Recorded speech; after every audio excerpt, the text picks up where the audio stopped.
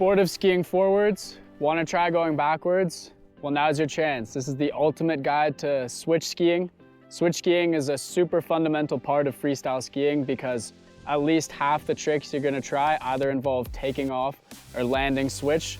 So it's a super important thing to get comfortable with early on. All right, so we'll get started with proper stance for switch skiing and we'll build it from the ground up. So what you're gonna wanna do is take your downhill leg, move that behind you so that your legs are nice and staggered. Then you're gonna take your hips and rotate them. And then with your chest, you're gonna wanna stay nice and tall.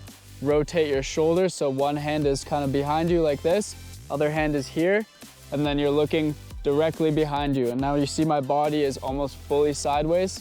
All right, when you're ready to take this to the slopes, find a nice wide open run with not that many people on it. That's quite flat, maybe even flatter than what we have here. And you're just gonna wanna traverse back and forth across the slope, looking over your downhill shoulder one way and then the other way until you're nice and comfortable going both ways all the way across the slope. So see, I'm going all the way across. My legs are staggered. I'm looking over my left shoulder. All right, now we're gonna switch over to the right side.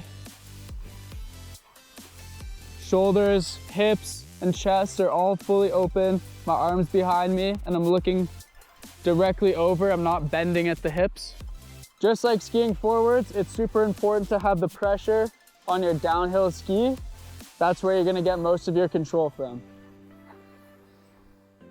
Next step we're gonna do, once you're comfortable traversing back and forth across the slope both ways, is we're gonna start learning how to initiate a turn. So to do that, you're gonna point your skis more downhill, taking a straighter fall line, and then really dig in that downhill ski and apply pressure, and you'll start turning across the slope. So see, I'm gonna come in, carry a bit of speed. Now I'm ready. I'm gonna apply pressure and turn. All right, and we can do this the other way now. So now I'm coming in, getting more straight. Now I'm ready, apply pressure and turn. You wanna slowly build this up, taking more and more speed each time until you're super comfortable with this motion. Now that you've got comfortable carrying some speed and initiating the turns, the next step is to link them.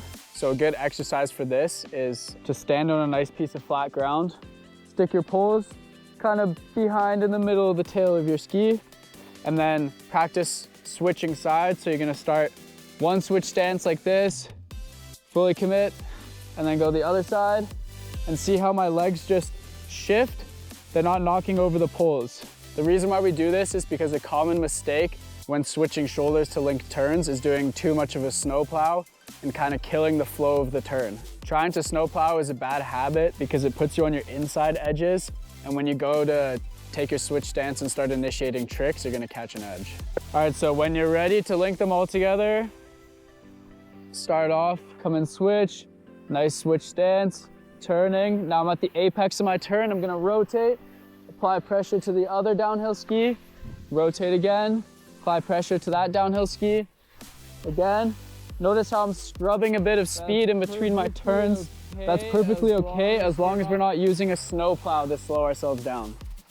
If it's a little scary linking turns or you want to build up the confidence to taking more speed when going switch, nice way to practice this is to perfect the switch hockey stop. So of course you want to do this forwards first, but yeah, this is gonna be the way that you manage your speed when going switch all the time. So just like a regular hockey stop, gonna come in straight, start carrying a bit of speed. When I'm ready, throw my skis sideways. You wanna be applying pressure to the inside edges of your skis. If you're too flat base, you're gonna catch an edge, tomahawk, it's gonna be bad. So keep that pressure on the inside edges of your skis. Once you get comfortable doing this a few times, we're gonna start to learn how to use it as speed management. So instead of coming full stop, use it to scrub off a bit of speed until you almost come to a stopping point, and then go back to switch, and then try it again a few times. So a big common mistake with skiing switch is bending over to look behind you. The reason why this happens is probably because your skis aren't staggered enough to rotate your body, so you compensate by kind of bending under. It will make it easier to see switch, but it's a really bad habit because when you go to do tricks, you really won't be able to initiate much spin in this stance, and it's basically the backwards or switch equivalent of being backseat. So you'll also probably be landing backseat if you're taking off in this stance. All right, so once you've gotten more comfortable, we wanna start linking our turns more smoothly, more fluidly. A good way to do this is find a nice, really wide run, make sure there's not too many people around, and that way you can use big turns to slow down rather than scrubbing your speed. But when we reach the apex of our turn, we're gonna switch our shoulders really fluidly rather than kind of scrubbing to kill speed. So now I'm traversing, pressure's on my downhill ski, looking behind me, I'm ready to switch over to my other shoulder, apply lots of pressure, avoid people.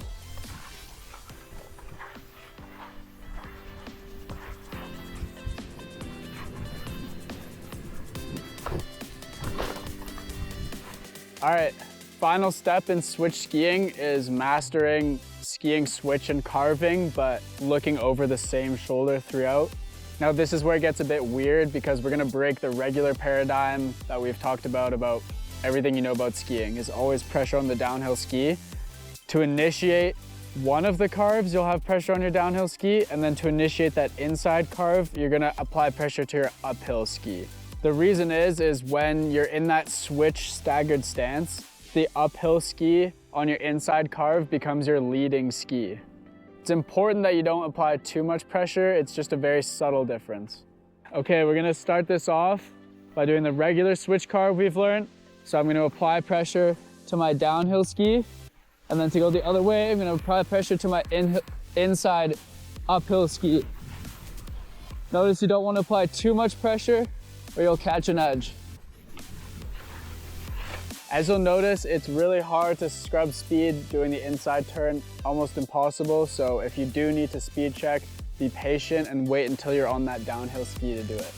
The reason why we learn how to carve looking over only one shoulder is because when you're coming into a jump or a rail feature, you're not gonna be wanting to switch shoulders in the in-run. You're gonna wanna stick with whichever way you're planning on spinning, and that's why we learn this skill. Of course, it's important to practice this, going over both shoulders so we get comfortable going both ways.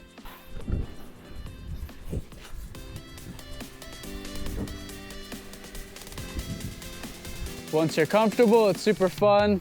You can kind of carve and then pop the switch.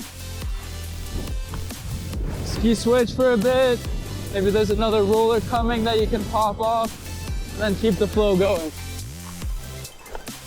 Hope you enjoy the ultimate guide to skiing switch. Once you get comfortable with it, it just opens up a whole world of possibilities. So I highly recommend every time you're out skiing, pick a green run, work your way up to a blue run, get a few turns in switch, and you'll have it in no time.